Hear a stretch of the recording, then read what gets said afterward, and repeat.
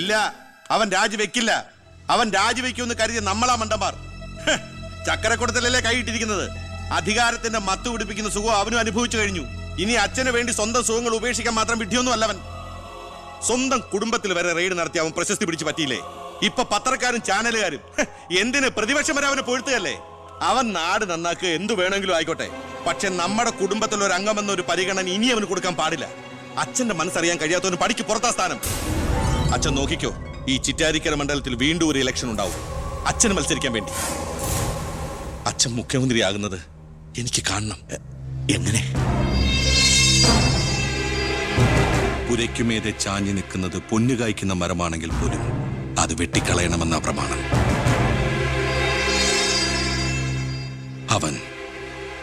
അവൻ ഇല്ലാതാകണം.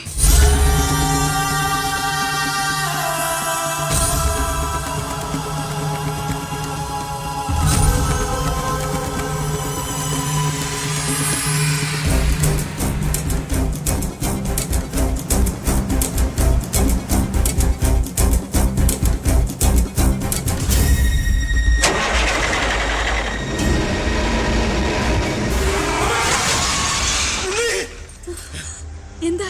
എന്തു പറ്റി?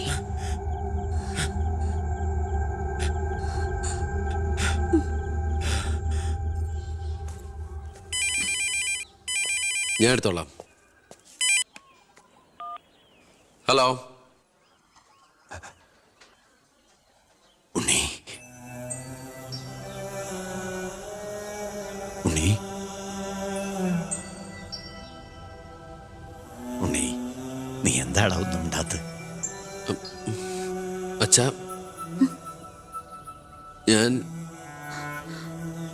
എനിക്ക് നിന്നെ ഒന്ന് കാണണം. ഞാനിപ്പോ ഡൽഹിക്ക് പോകാൻ വേണ്ടി എയർപോർട്ടിൽ പോകാൻ നിൽക്കുക. എന്തായാലും ഞാൻ അവിടെ വന്നിട്ട് നീ പോയാൽ മതി. ഉടനെ എത്താം. അച്ഛനാ, ആ ശബ്ദത്തില് പഴയ സ്നേഹവും വാത്സല്യവും ഒക്കെ എന്നെ ഉണ്ണീന്ന് അച്ഛൻ പണ്ടെങ്ങും വിളിച്ച് കേട്ടതാ. പിന്നെ ഇപ്പോഴാ ഇങ്ങോട്ട് വരണുണ്ടെന്ന്.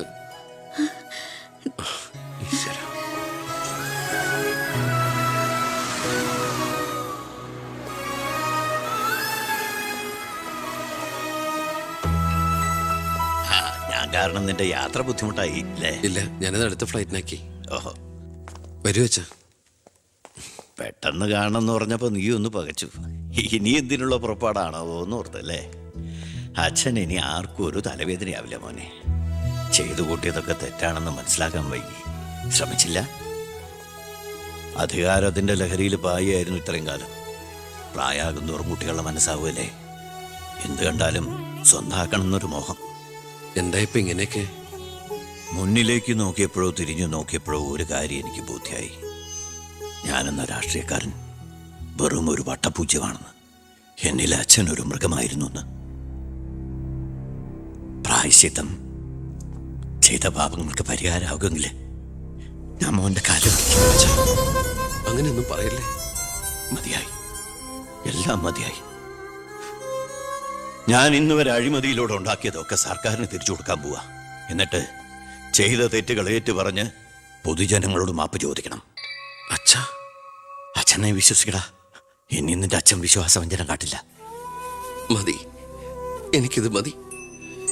ഞാൻ ആഗ്രഹിച്ച പോലെ ഒരു അച്ഛനെ ഈശ്വരൻ എനിക്ക് തിരിച്ചു തന്നല്ലോ. അറിഞ്ഞോ അറിയാതെയോ അച്ഛനെ ഞാൻ വേദനിപ്പിച്ചിട്ടുണ്ടെങ്കിൽ അത് ഇങ്ങനൊരു അച്ഛൻ്റെ മകനായിട്ട് ജീവിക്കാൻ വേണ്ടിയിട്ടാ. ഇനി എൻ്റെ അച്ഛന് വേണ്ടി ഈ സ്ഥാനമാനങ്ങളൊക്കെ ഉപേക്ഷിക്കാൻ എനിക്ക് സന്തോഷമേ ഉള്ളൂ. വേണ്ടടാ, എനിക്കിനി മന്ത്രി ഒന്നും ആകണ്ട. നീ ശരി, നിന്നെപ്പോലുള്ള ചെറുപ്പക്കാരാണ് ഇനി ഇവിടെ ഭരിക്കേണ്ടത്. അടുത്ത തലമുറ നിന്നെ മാതൃകയാക്കുന്നത് നിറഞ്ഞ മനസ്സോടെ എനിക്ക് കാണണം. എന്നിട്ട് ഇങ്ങനെ ഒരു മന്ത്രിയുടെ അച്ഛനായിട്ട് ഇനിയുള്ള കാലം അഭിമാനത്തോടെ എനിക്ക് ജീവിക്കണം. മോളെ, വന്നു കയറിയ മഹാലക്ഷ്മിയെ ആട്ടിപ്പായിച്ചവനാ ഞാൻ. എല്ലാ സൗഭാഗ്യങ്ങളും നിങ്ങൾക്ക് ഈശ്വരൻ തരും. നന്നായി വരും. ഉണ്ണി, ഇപ്പൊ എനിക്ക് മനസ്സിന് എന്തൊരു സ്വസ്ഥതയാണെന്നറിയൂടാ. ഇനി എനിക്കെല്ലാം മറന്ന് സമാധാനമായിട്ട് ഉറങ്ങണം.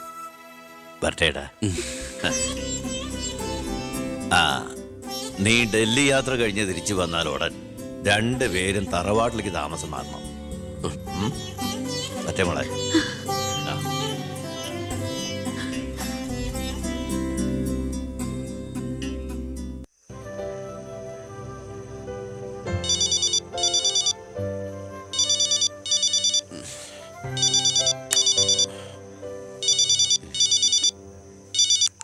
ഹലോ.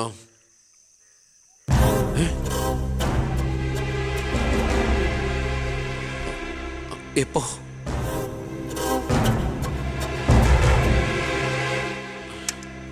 മുൻ വിദ്യാഭ്യാസ മന്ത്രി ബാലഗംഗാധര മേനോൻ കാറപകടത്തിൽ കൊല്ലപ്പെട്ടു. ആഭ്യന്തരമന്ത്രി ശ്രീ ബി കൃഷ്ണകുമാറിന്റെ പിതാവാണ് കൊല്ലപ്പെട്ട ബാലഗംഗാധര മേനോൻ. സംഭവസ്ഥലത്തു നിന്നും ലോറി ഡ്രൈവർ ക്ലീനറും ഓടി രക്ഷപ്പെട്ടു. മൃതദേഹം പോസ്റ്റ്മോർട്ടത്തിന് ശേഷം ചിറ്റാരിക്കരയിലുള്ള സ്വവസതിയിലേക്ക് കൊണ്ടുപോകും.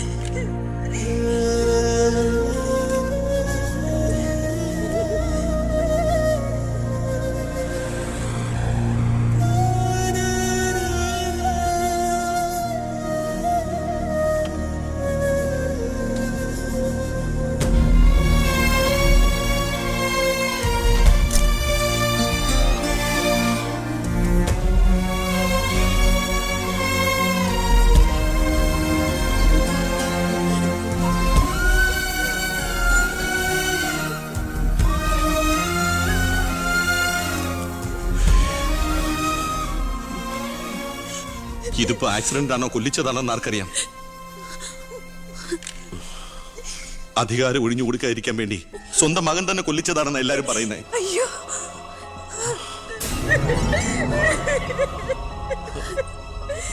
എന്നിട്ട് ആ സമയത്ത് ഒരു ഡൽഹി യാത്രയിൽ ആരും സംശയിക്കില്ലല്ലോ.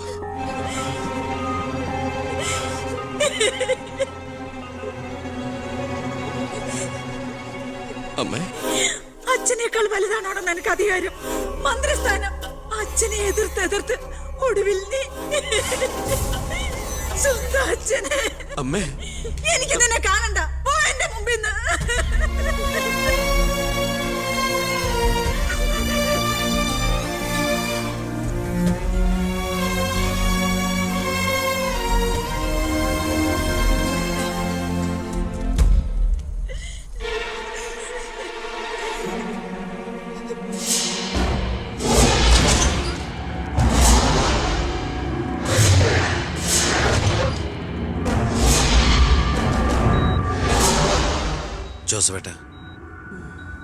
ജോസഫേട്ടൻ അച്ഛൻ്റെ കൂടെ എങ്ങനെയാ? താനിതെങ്ങോട്ടാ? ഞാൻ അങ്ങോട്ടാ? അങ്ങോട്ട് അല്ല, ഇങ്ങോട്ട്. കയറോ വണ്ടിയില്. ഇങ്ങോട്ട് കയറോ. ആള് മാറിപ്പോയില്ലല്ലോ. ഞാൻ ജോസഫാ. തന്നോട് വണ്ടി കയറാനല്ലേ പറഞ്ഞു? എങ്ങോട്ടാ എന്നെ കൊണ്ടുപോകുന്നേ? കൊല്ലാൻ. വണ്ടി വിടണോ? 10-25 കൊല്ലം നിഴൽ പോലെ നടന്നതല്ലേ എൻ്റെ കൂടെ. താനുണ്ടാകണം ഇനി എന്നോടൊപ്പം. PA ആയിട്ടല്ല, നല്ലൊരു സുഹൃത്തായിട്ട്. സാറിന് വട്ടായോ? ഞാൻ ഉദ്ദേശിച്ച താനൊന്നും ഉദ്ദേശിക്കണ്ട. ഇത്രയും കാലം എനിക്ക് വട്ട് തന്നെയായിരുന്നു. ഇപ്പൊ തിരിച്ചറിവ് വന്നു. എൻ്റെ മോൻ എൻ്റെ കണ്ണ് തുറപ്പിച്ചിടും. എന്റെ ഈശോയെ, ഞാൻ എന്തായി കേൾക്കുന്നത്? ലക്ഷ്മിക്ക് സന്തോഷമായി കാണുമല്ലേ? അതല്ലേ രസം. ഞാൻ അവളോട് ഒന്നും പറഞ്ഞില്ല. ഒരു സസ്പെൻസ് ആയിക്കോട്ടെ. മകനും മരുമകളും പെട്ടെന്ന് വീട്ടിൽ വന്ന് കയറുമ്പോൾ അവൾ അന്തം വിട്ടു.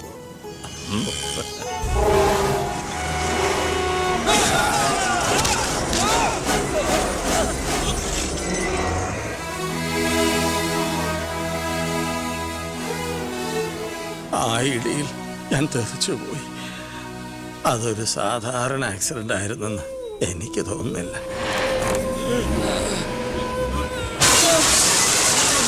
അല്ലെങ്കിൽ പിന്നെ ആ ലോറി പിന്നോട്ടെടുത്ത ശേഷം പിന്നെയും കൊണ്ടുവന്നിടിച്ച എന്തിനാ? മനപ്പൂർവ്വം ആരോ ജയിച്ച പോലെ.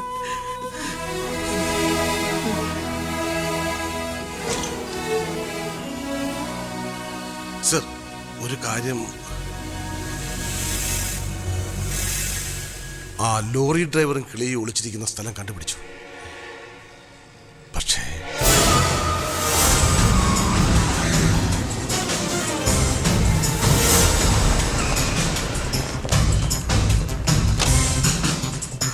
ക്ലോസ് ചെയ്യൂ. ആരെയും വെളിയിലേക്ക് വിടണ്ട.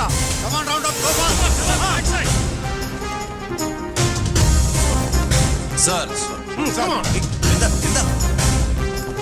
Sorry madam. ആ നോക്കൂടെ, ആ നോക്കൂ. ആ ബാത്റൂമില് ഏട്ടാ, അയ്യോ, എന്താ പ്രശ്നം? എന്താ ഇത്? Look that. എന്താ പ്രശ്നം? ആരെങ്കിലും ഉണ്ടോ?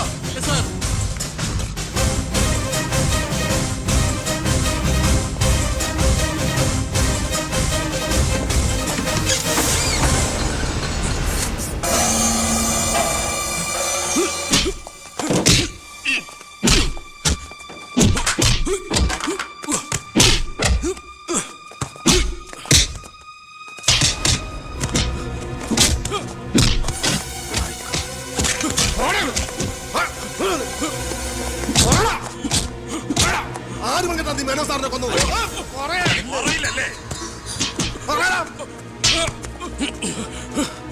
ഇവരിൽ ആര് പറഞ്ഞിട്ടാണ് നീ ഇവിടെ കയറി വിളിച്ചത്?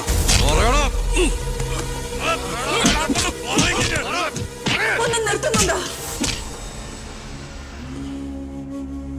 അമ്മേ, എന്താ എന്താ ഇവിടെ? അമ്മേ, ഇവന് അച്ഛനെ, എന്നിട്ട് ഈ വീട്ടിൽ തന്നെ. വേണ്ട, നീ നിന്റെ പോലീസും ചേർന്ന് എന്നെ ബോധ്യപ്പെടുത്താനാണ് ഈ വേഷം കെട്ടെങ്കിൽ അത് വേണ്ട. നിനക്ക് എന്ന് തുടങ്ങിയടാ നിന്റെ അച്ഛനോട് ഇത്ര സ്നേഹം? ദയവ് ചെയ്ത് ഇവിടുന്ന് ഇറങ്ങി പോകുന്നുണ്ടോ? ഇല്ല, ഇവനെ കൊണ്ട് സത്യം പറയിപ്പിച്ചിട്ട് ഞാൻ പോവൂ. ഈ ലോകത്ത് എന്റെ അമ്മയെ മാത്രം എനിക്ക് ബോധിപ്പിക്കണം, ഞാനല്ല എന്റെ അച്ഛനെ കൊന്നതെന്ന്. പറയടാ, ആരടാ നിന്റെയൊക്കെ പിന്നില്? ആരടാ നിന്റെയൊക്കെ പിന്നില്? പറയടാ. പറയാൻ ആരടാ എന്റെ അച്ഛനെ കൊന്ന്? ഇവരെ തല്ലിക്കൊന്നാലും പറയില്ലടാ. എനിക്കറിയാം ആരാണെന്ന്. ഇനി എനിക്ക് പിടിച്ചു നിൽക്കാനാവില്ല. ഞാൻ പറയാം. ആ, നീ ഇതുവരെ എഴുന്നേറ്റില്ലായിരുന്നു. ഇന്നലെ ശകലം ലേറ്റായി. ശരി, ഞാൻ കുറെ നേരം കാത്തിരുന്നായിരുന്നു. എന്താ രാവിലെ? എനിക്കൊന്ന് അമ്പലത്തിൽ പോകണം. അമ്പലത്തിലേക്കോ? അതെ, 20 കൊല്ലങ്ങൾക്ക് ശേഷം. ആ പിന്നെ ഞാൻ ഇന്നലെ നമ്മുടെ ഉണ്ണിയുടെ അടുത്ത് പോയിരുന്നു. പരസ്പരം എല്ലാ വിഷമങ്ങളും പറഞ്ഞു തീർത്തു. അവൻ വെറും പാവാ മോനെ, ശുദ്ധപാവം. ഇപ്പൊ എന്റെ മനസ്സ് മുഴുവൻ കുറ്റബോധ. നമുക്കെന്താടാ ഭ്രാന്തായിരുന്നു? ആവശ്യമില്ലാത്തതൊക്കെ ചിന്തിച്ച് ഒടുവിൽ നമ്മുടെ ഉണ്ണിയെ ഓർക്കുമ്പോ തന്നെ സഹിക്കാൻ വയ്യ. ഞാൻ ഇതുവരെ ഉണ്ടാക്കിയ കോടികളുടെ കള്ളപ്പണം മുഴുവൻ സർക്കാരിന് തിരിച്ചേൽപ്പിക്കാൻ പോവാ. എന്താ നീ എന്താ ഒന്നും മിണ്ടാത്ത? ഞാൻ എന്നും അച്ഛനെ അനുസരിച്ചിട്ടല്ലേ ഉള്ളൂ. അച്ഛൻ എന്തു പറയുന്നോ ഞാൻ അതുപോലെ ചെയ്യാം.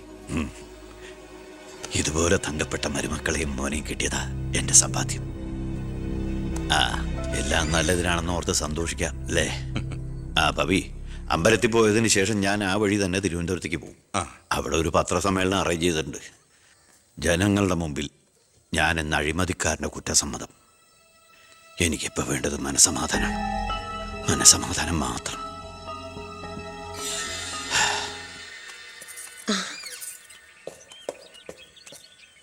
സാർ ബെൻസേല്? വേണ്ടടോ, പഴയ ശീലങ്ങളൊക്കെ മാറ്റി നമുക്കിത് പോവാം. ശരി വാ. സാർ.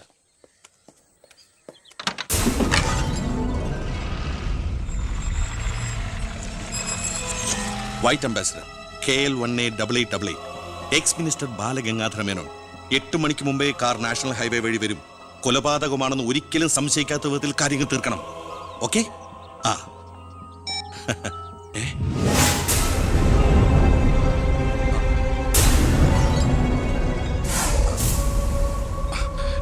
നീ ഇവിടെ നിപ്പുണ്ടായിരുന്നു?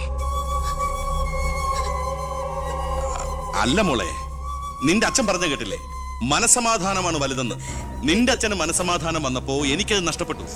വർഷങ്ങൾ കൊണ്ട് ഞാൻ നേടിയത് മുഴുവൻ ഒറ്റ നിമിഷം കൊണ്ട് ഇല്ലാതാക്കണമെന്ന് പറഞ്ഞിട്ട് പോയത് കേട്ടില്ലേ?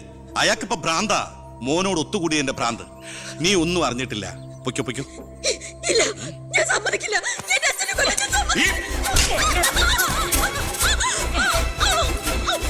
ശബ്ദിച്ചു പോരുത്, കൊന്നുകളയും ഞാൻ.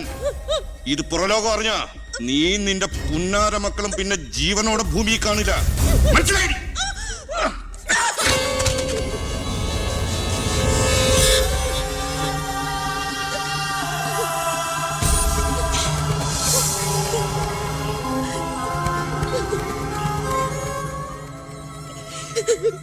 അയാള് ദുഷ്ടന, പണത്തിന് വേണ്ടി എന്തും ചെയ്യാൻ മടിയില്ലാത്തവൻ.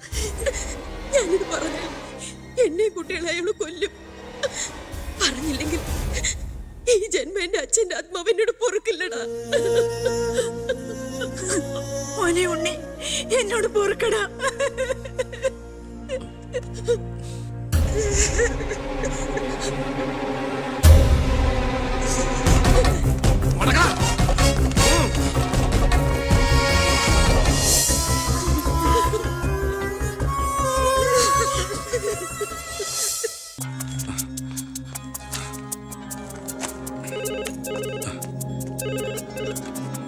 ഹലോ, ആ സിംഗപ്പൂർ ഫ്ലൈറ്റിന് ഓക്കെ അല്ലേ? അടുത്ത ഫ്ലൈറ്റിൽ തന്നെ വേണം. ആ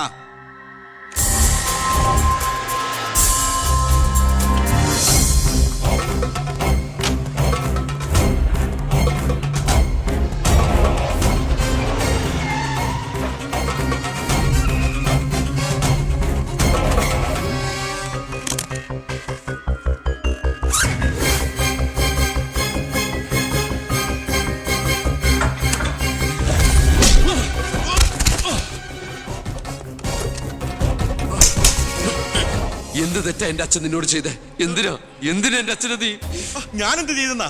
നീ ഒന്നും ചെയ്തില്ലല്ലേ?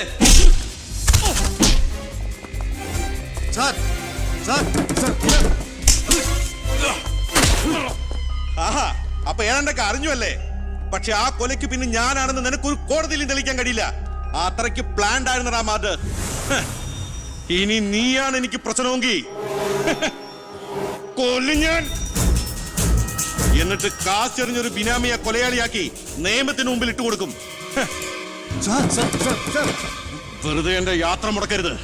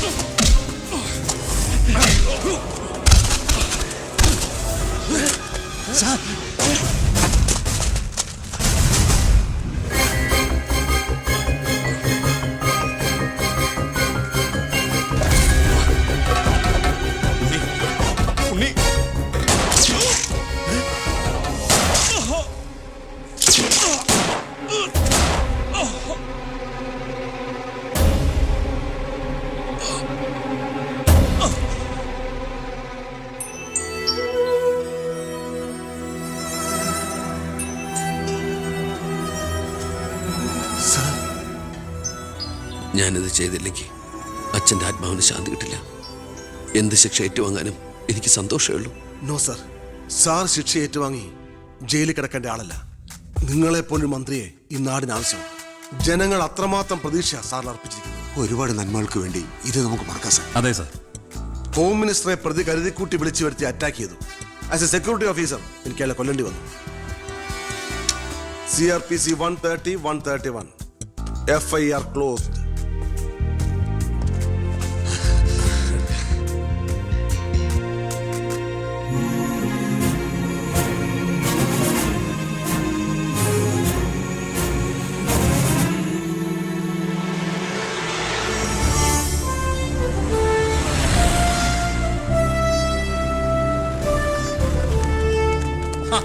കൃഷ്ണകുമാർ നന്നാവുന്നുണ്ടോ?